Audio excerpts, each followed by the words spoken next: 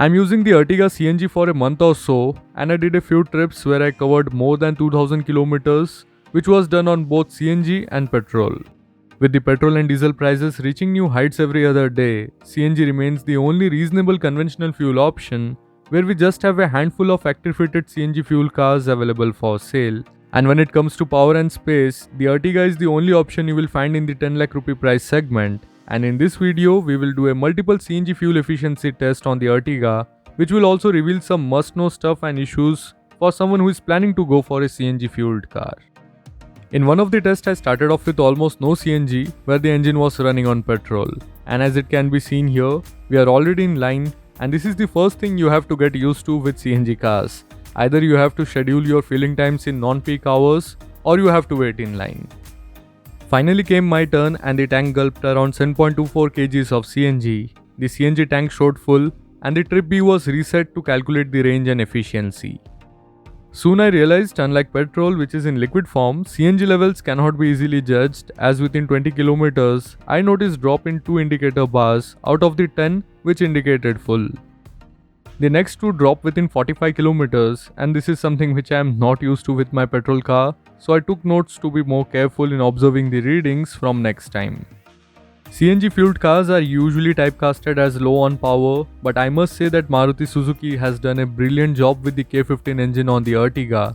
Yes, in CNG mode the power is compromised when compared to the petrol mode, but it does not interfere your driving, especially when you're cruising on highway or taking the inclines.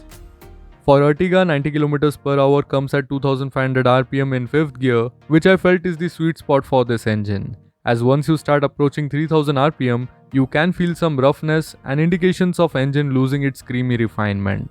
Later in this video, I have shared my experience in petrol mode as well. Now coming back to CNG levels, half tank came with 5 indicator bars after doing 77 km. While the next bar dropped at 101 km, which shows the inconsistency as the complete drive was made under similar driving and road conditions. After 127 km, I was left with just 3 bars of CNG, and it seemed to be a good time to search for the next refueling station. Soon at 134 km, I came across my next CNG stop where the line was so long that anyone could have mistaken it for a railway Tatkal ticket counter. Next, I noticed that this was not an online CNG station where CNG is supplied through pipelines, but here CNG is remotely supplied through the CNG storage tankers. Apparently, it is said that many times the pressure here is on lower side when compared to the online pumps, and in my case, the tank took around 4.05 kgs of CNG at auto cutoff. That roughly brings the efficiency to 33.28 km per kg. But before we make that applause, we must note that the CNG levels did not reach the full level mark for this test. So it becomes really hard to calculate the efficiency, especially when you are traveling and using different CNG facilities. As we are discussing CNG facilities and networks, you must be aware of the fact that CNG is not easily available everywhere. In one of my drives, I realized even big cities like Solapur are yet to get the supply of CNG. Coming back to efficiency, in one of my drives I managed to cover 190 km with a tank full of CNG where the system was still in reserve. The tank took around 6.88 kg of CNG, resulting in 27.61 km per kg of efficiency, which is commendable. But then I realized that particular pump was charging almost 10 rupees more for per kilo of CNG, so you also have to be ready for different rates from different companies at different locations. Now coming to petrol mode, Maruti Suzuki has made it easy where you can easily switch in between petrol and CNG with a single press of a button. The car does feel a bit more energetic and powerful in petrol mode, but I do feel the engine could have done a bit more with refinements, especially about 2500 rpm. Diesel users might never notice this, but someone coming from Maruti's own 1.2K series or Honda's VTEC will surely do.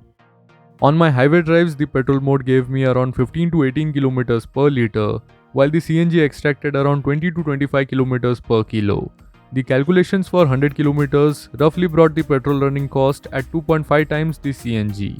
Apart from the running cost, we must also account for the initial extra purchase cost of Rs 70,000 extra for CNG version, plus the waiting period is now around 8 to 9 months for Ertiga CNG, which can be a deal breaker for many.